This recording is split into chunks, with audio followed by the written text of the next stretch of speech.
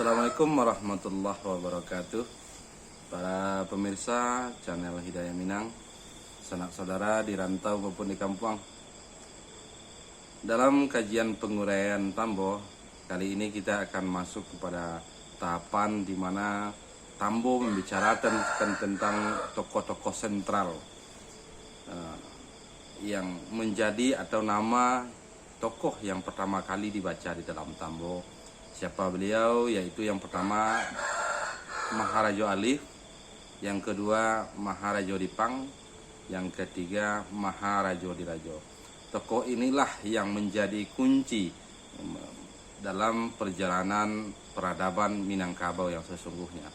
Di dalam Tambo disampaikan bahwa Maharajo Alif adalah seorang tokoh yang pertama dari antara tiga tokoh bersaudara ini, atau yang disebut dengan istilah tiga orang Badun Sana, yang dimana Maharaja Alif disampaikan sampai ke atau tinggal di daerah Banua Ruhum, kemudian Maharajo Dipang ke Banua Sinyo, dan yang ketiga Maharajo Dirajo dan sampai ke Pulau Paco.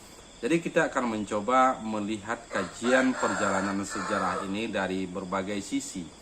Yang pertama kita coba melihat dari perjalanan sejarah secara detail.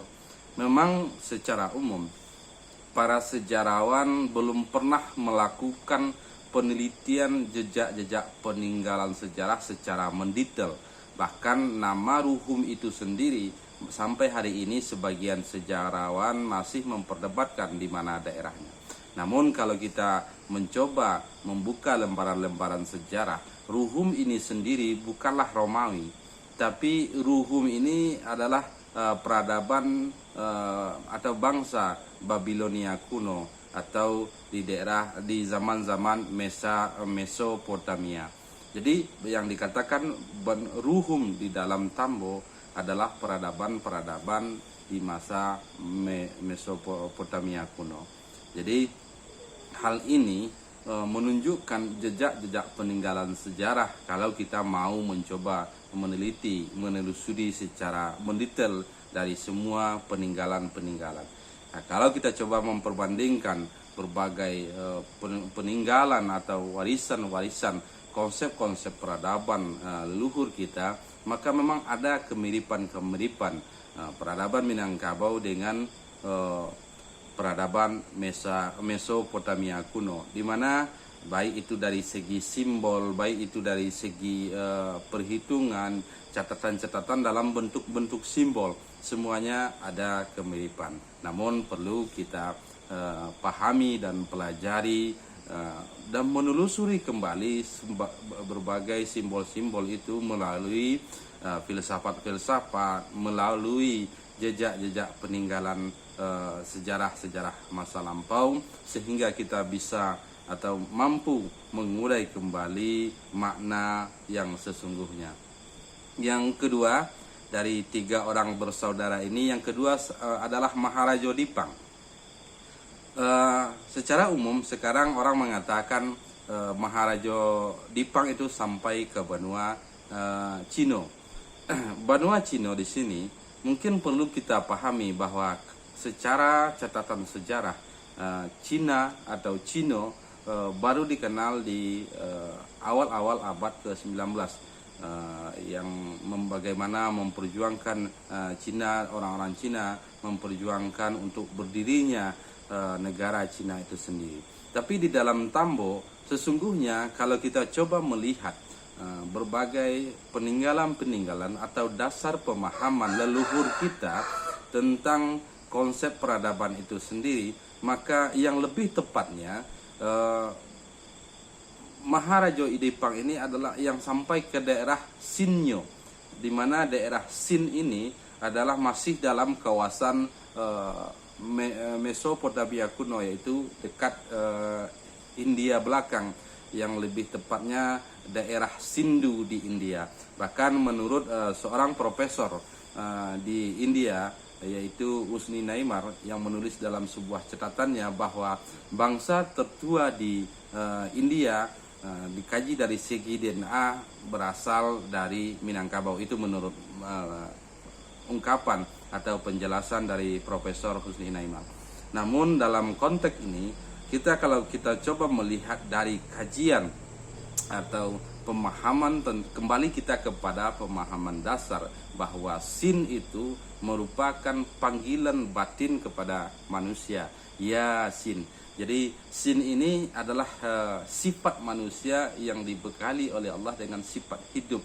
Inilah salah satu kajian yang melandasi pemahaman kita tentang tiga tokoh tersebut. Kemudian yang terakhir adalah Maharajo Dirajo dan sampai ke Pulau Paco. Pulau Paco atau Perca merupakan bahasa atau ungkapan yang menjelaskan tentang serpihan atau pecahan, di mana Pulau Sumatera atau Nusantara secara lebih luas merupakan kepulauan-kepulauan seolah-olah merupakan daerah-daerah pecahan dari benua besar di Asia. Mungkin hal ini bisa terjadi karena bencana besar di zaman Nabi Nuh, di mana kalau kita coba mengkaji secara lebih dalam, lautan-lautan yang ada di kawasan Nusantara rata-rata lautan dangkal, seolah-olah merupakan daerah-daerah yang tenggelam sebelumnya. Mungkin ada hubungannya dengan kajian Atlantis yang tenggelam dan lain sebagainya. Namun seperti apa yang disampaikan oleh profesor fisika dari India, yaitu Aryo Nudero Santos, yang mencoba menggali tentang kajian Atlantis yang tenggelam. Bahkan beliau mengatakan bahwa Atlantis yang tenggelam itu berada di kawasan Nusantara atau Indonesia sekarang tepatnya. Jadi banyak jejak-jejak peninggalan yang membuktikan bahwa Nusantara ini merupakan peradaban besar, termasuk daerah, kalau kita merujuk kepada kajian yang dilakukan oleh Profesor Nudero Santos, bahwa Nusantara merupakan peradaban Atlantis yang hilang. Namun dalam konteks ini kita lebih mencari nilai pegangan-pegangan di mana perjalanan sejarah itu sendiri merupakan kita mencoba mencari pelajaran, mencari hikmah untuk kita jadikan pedoman dan pegangan di dalam kehidupan. Dalam konteks ungkapan Tambo tentang tiga tokoh ini, kalau kita mencoba memahami ke dalam kajian diri atau kajian kebatinan atau kajian untuk memahami dan mengenali hakikat diri sendiri, maka tiga tokoh ini menggambarkan bahwa struktur atau komposisi penyusun tubuh, konstruksi tubuh manusia itu sendiri disusun dari tiga hal ini. Yang pertama diisyaratkan dengan nama Maharajo Alif, yang kedua Maharajo Dipang, yang ketiga Maharajo Dirajo. Jadi tiga tokoh ini menggambarkan tentang nyawa, isyarat yang diisyaratkan dengan nama Maharajo Alif atau isyarat hakikat yang pertama itu sendiri. Yang ketiga Dipang. Dipang ini dapat dipahami dengan benua yang digambarkan seperti tadi, Sin, ya, yang sampai ke benua Sinyo. Jadi lebih kepada ruh atau lebih kepada emosional. Jadi yang ketiga adalah tentang akal atau wujud di dalam untuk lahir ke dalam kehidupan dunia. Jadi ada yang wujud, yaitu Maharajo Dirajo, orang yang sampai ke daerah Pulau Paco ini sendiri. Jadi kajiannya ini sangat mendalam. Perlu kita pahami Paco dalam artian pecahan. Kalau kita coba mengkaji kembali, itu sebabnya kita mengawali kajian ini dari kejadian alam semesta, di mana bumi dan langit ini merupakan pecahan, di mana keduanya dahulu satu, kemudian Allah memisahkan antara keduanya sehingga terjadilah langit dan bumi. Jadi bumi adalah pecahan dari langit di masa-masa proses kejadian. Jadi Maharajo Dirajo ini sampai ke daerah pecahan dari alam semesta, yaitu bumi. Jadi kajiannya sangat mendalam. Namun dalam konteks sejarah sebenarnya ini sangat besar rumusan-rumusan yang perlu kita urai, perlu kita kaji dari berbagai sisi, bahkan melakukan penelusuran untuk menemukan sejarah atau perjalanan sejarah yang sesungguhnya. Kita tidak cukup hanya dengan literasi-literasi yang ada.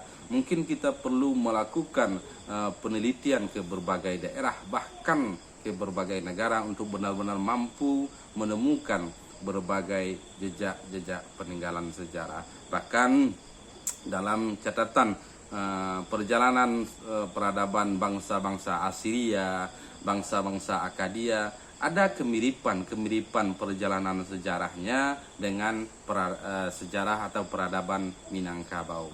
Jadi banyak hal sebenarnya yang perlu dipahami, yang perlu dipelajari untuk menyingkap misteri sejarah dan peradaban Minangkabau. Namun yang menjadi intinya dalam kajian 3 tokoh sentral yang dapat kita petik atau dapat kita pahami dan kita pelajari, dijadikan pedoman dan pelajaran di dalam kehidupan bahwa manusia itu terdiri dari, atau konstruksi manusia itu tersusun dari 3 komponen utama. Yang pertama adalah nyawa, yang kedua adalah emosional atau nafsu, dan yang ketiga adalah akal. Dan 3 inilah wujud sebagai manusia yang utuh dan sempurna, yang dilengkapi dengan berbagai organ, anggota tubuh, sistem organ, dan lain sebagainya. Inilah sekilas tentang rumusan-rumusan warisan leluhur kita yang mewariskan himpunan atau rumusan pengetahuan bagi generasi, dan bagi siapa saja yang mau menelusurinya, maka mereka akan menemukan pelajaran dan hikmah untuk dijadikan pedoman menjalani kehidupan. Jadi penyampaian sekilas ini mudah-mudahan dapat kita petik hikmah dan pelajaran untuk dijadikan pedoman. Demikian, Assalamualaikum warahmatullahi wabarakatuh.